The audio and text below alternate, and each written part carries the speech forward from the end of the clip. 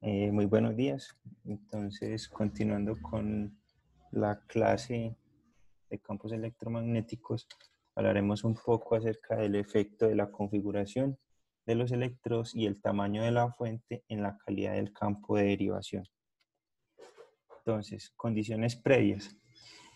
Vamos a tener que la fuente es un momento de dipolo equivalente de volúmenes fuente grandes y pequeños. Entonces, vamos a hacer una variación en el tamaño de la fuente, teniendo eh, como fuente momento de dipolo para esas fuentes volumétricas. Y el conducto lo vamos a suponer infinito y homogéneo. ¿Listo? Vamos a hablar tres casos diferentes de electrodos. Entonces vamos a tener electrodos puntuales unipolares, electrodos puntuales bipolares y electrodos grandes bipolares. Ya saben que electrodos unipolares es únicamente un electrodo, bipolares es una pareja de electrodos y grandes y pequeños. Entonces iniciemos con el campo de derivación de una configuración unipolar. Entonces tengo una derivación unipolar. Acá tengo la derivación unipolar, un electrodo puntual, colocado uno en dirección X, otro en dirección Y y otro en dirección Z. Y la referencia para estos tres es un punto remoto. Podemos colocarlo en el infinito. Entonces la medición se hará entre el X positivo y el infinito, el Y positivo y el infinito, y el Z positivo y el infinito. De acuerdo a esto, nosotros de lo que ya hemos observado de cómo se distribuye el campo de derivaciones, entonces el campo de derivaciones se distribuye entre los dos puntos. Si esta es la referencia y este es el positivo, nos moveremos con nuestro campo de derivación. Obtendremos que nuestro campo de derivación es el siguiente. Líneas que se distribuyen a través del volumen conductor y que llegan hasta el punto de aplicación. Pero en este caso, como nuestra referencia está en el infinito, entonces los puntos llegan desde el infinito hasta el punto de la derivación. Ahora vamos a colocar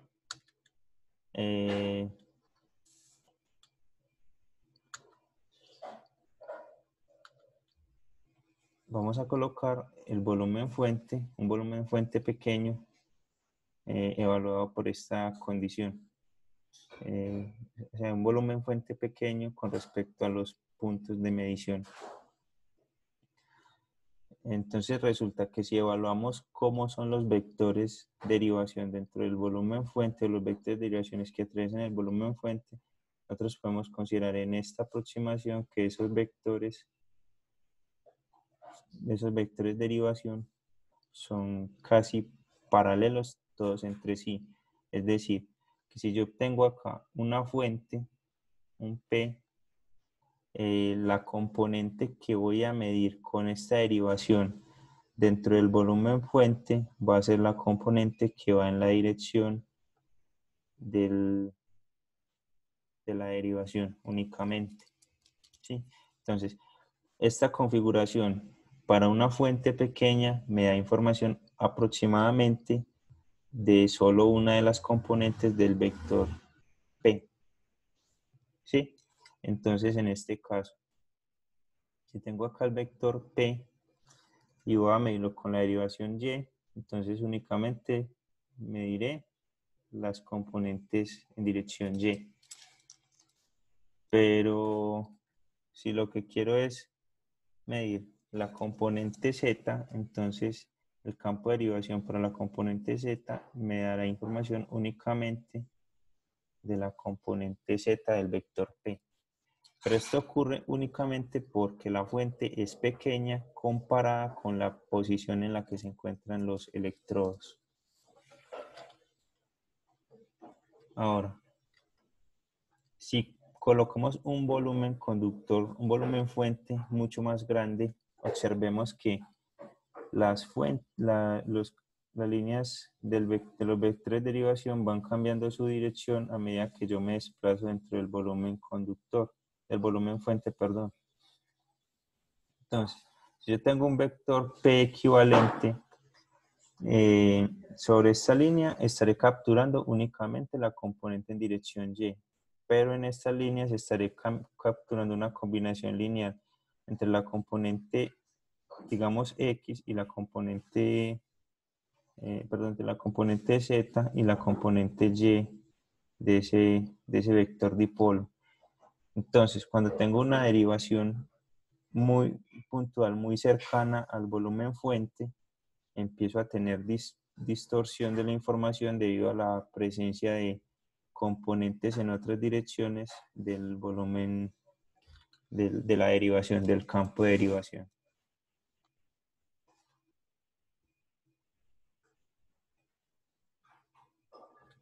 Ahora, tengo una derivación bipolar con electrodos puntuales. Acá tengo el volumen conductor infinito y homogéneo. Este sería el campo de derivación en 2 dimensiones para esta configuración de electrodos. Y colocaré un volumen fuente pequeño. De igual manera que en el caso anterior, las líneas de campo, las líneas de los vectores de derivación en ese volumen fuente me permiten a mí encontrar únicamente, aproximadamente, me permiten encontrar la componente en la dirección de la derivación. Por tanto, esta derivación se considera apropiada. Sin embargo, si yo crezco el tamaño del volumen, aunque en la línea central capturaré únicamente la componente Y, si me arrimo hacia este lado, tendré vectores de derivación que tendrán tanto componente en la dirección Y como componentes en la dirección Z, lo que hace que yo no pueda determinar con claridad cuál sería la componente en una sola dirección de esta fuente con esta derivación. Es decir, esta derivación en este momento me está capturando información mezclada de la componente Y de la componente Z. Es posible que yo pueda determinar en qué proporción Z y en qué proporción Y, pero esto de cierta manera me dificulta un poco el análisis de la derivación. Ahora evaluemos un tercer caso en el cual yo tengo electrodos bipolares grandes.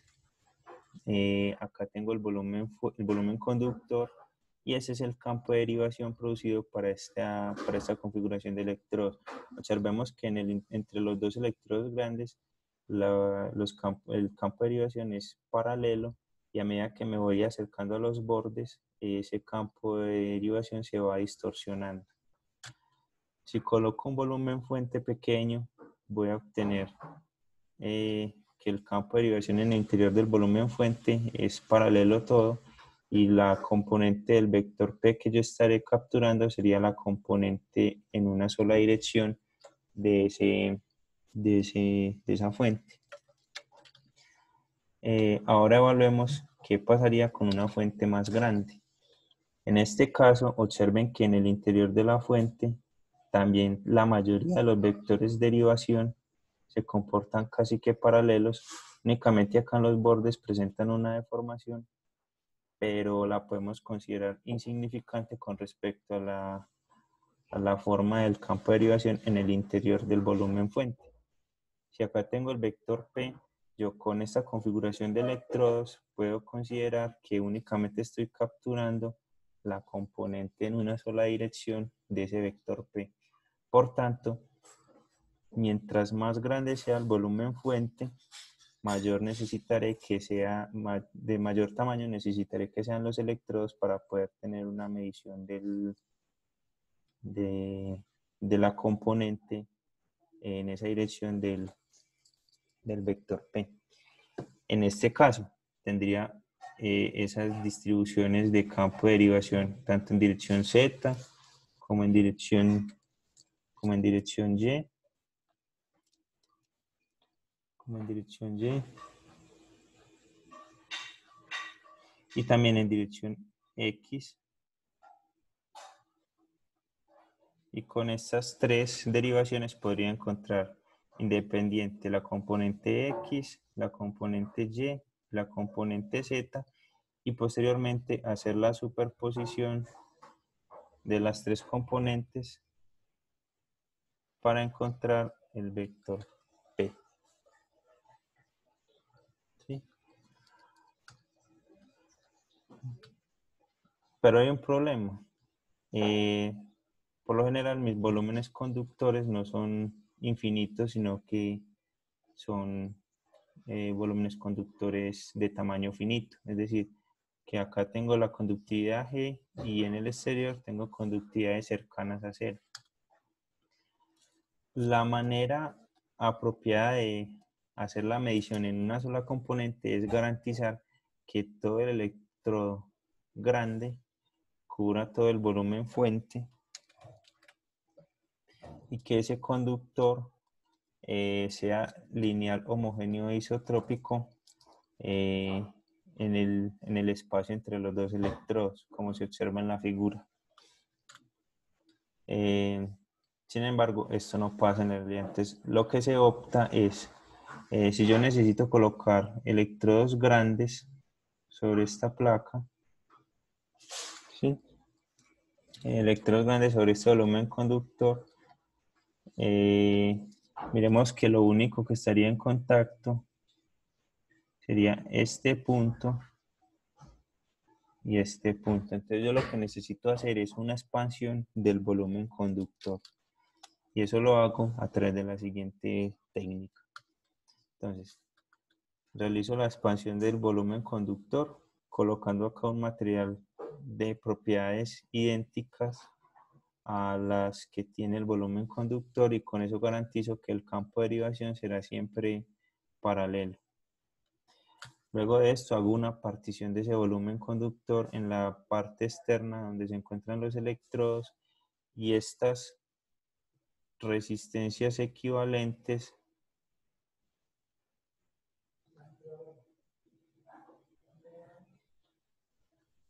las reemplazo por resistencias en mi circuito de acondicionamiento y con esto garantizo que este electrodo que corresponde a este punto estará midiendo una resistencia equivalente al volumen conductor y que acá aparece ese volumen conductor que simulé. De tal manera que en el interior de mi volumen fuente va a obtener líneas de vector derivación, líneas de campo de derivación casi paralelas, permitiéndome encontrar, si tengo una fuente acá, únicamente la componente en una dirección de ese vector dipolo. Esta es una técnica muy utilizada en esto del diseño de derivaciones. E incluso puede ser tan compleja como se necesite. Por ejemplo, acá hay un ejemplo en el que necesito medir la derivación en este volumen conductor, entonces parte de este electrodo viene en esta cara del volumen conductor y también cubriendo esta otra sección acá. Entonces ya configuraría un vector de derivación o un campo de derivaciones entre estos puntos.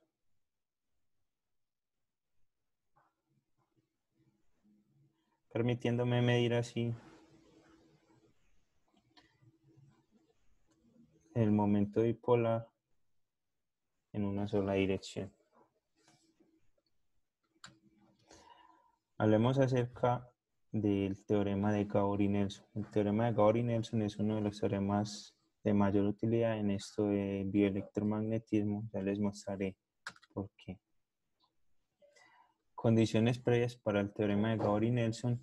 La fuente debe ser un dipolo móvil. Puede ser un dipolo móvil o puede ser un volumen fuente. Y el conductor puede ser finito y homogéneo. Entonces vean que es útil debido a todas las posibilidades que me ofrece en cuanto al volumen fuente y el volumen conductor. Este teorema fue planteado por Dennis Gabor y Clifford Nelson en 1954 y ellos recibieron el premio Nobel en 1971 por el descubrimiento del mecanismo de la holografía. Bueno, pero ¿en qué consiste el teorema de Gabor y Nelson? Entonces, como habíamos definido antes, ya tengo acá la densidad de flujo de la fuente, definida como la divergencia del vector de fuente de impresión. El dipolo resultante para la fuente está dado por este, que ya lo habíamos visto antes, y lo voy a separar en sus diferentes componentes. Entonces tengo una fuente para la dirección X, una fuente para la dirección Y y una fuente para la dirección Z. Examinaremos únicamente la componente X. Entonces, ese vector en dirección X es igual a la integral en el volumen de la componente X por la fuente. Esto lo convierto a su forma en divergencia. Y como yo conozco que G por E es igual a J, y si el sistema es lineal, homogéneo e isotrópico, puedo suponer que E es igual a menos el gradiente del potencial. Entonces, al reemplazar estas ecuaciones, me queda esta forma. Luego, haciendo uso de la identidad vectorial, puedo pasar de esta forma a esta forma, lo cual me indica que esto no es más que la derivada del potencial en la componente X. Pues acá obtengo que esto es igual a la componente X del vector y este sería la derivada del potencial con respecto a X en dirección X más las otras componentes, pero al hacer el producto punto entre estos dos vectores me quedaría únicamente la componente X. Si distribuyo esta diferencial de volumen, me convierte esto en, transformo esta diferencial de volumen en su componente X, Y y Z. Puedo hacer la cancelación de estos dos términos y me queda que esta integral, que en principio es de volumen, se convierte en una integral de superficie para el potencial. Por tanto, la componente P sub X se vuelve igual a la conductividad por la integral del potencial por el diferencial de superficie de la cara X. Y ese es el teorema de Gabor y Nelson, que cuando tenemos en cuenta las componentes X, Y y Z, podemos obtener que el vector dipolo o ese vector de la fuente es igual a la conductividad por la integral del voltaje medido sobre la superficie en toda la superficie.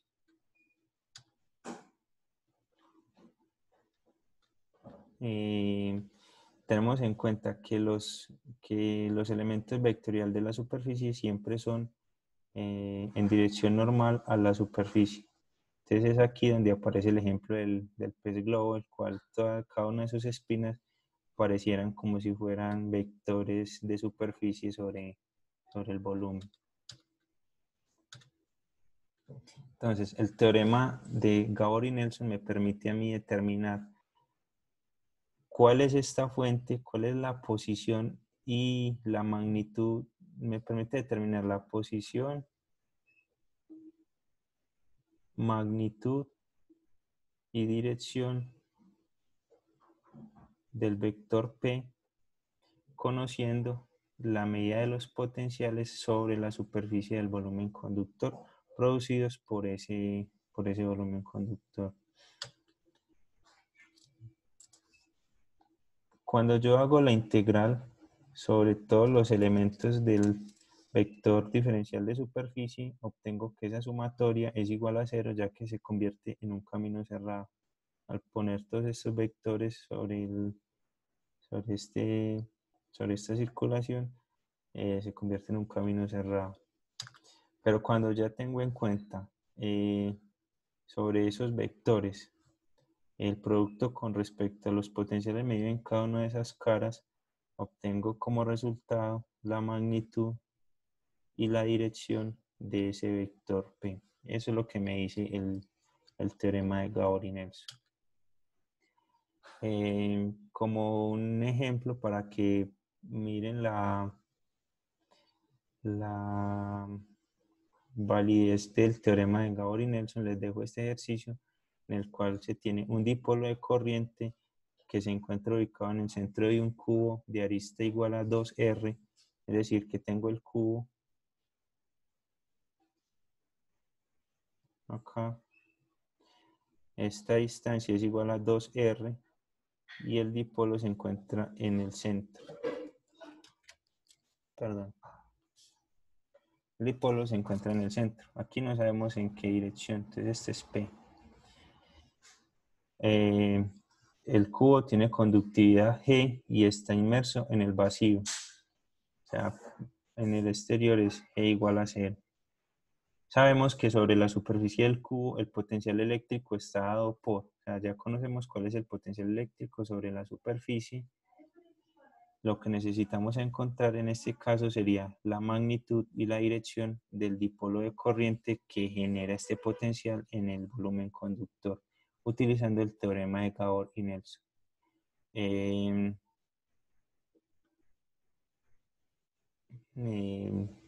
Este problema, traten de hacerlo, yo lo solucionaré posteriormente y les mostraré cuál es la solución. Espero que, y con esto ya le damos final a los métodos de análisis del campo electromagnético. Espero que hayan disfrutado esta clase y nos vemos en la próxima. Muchas gracias.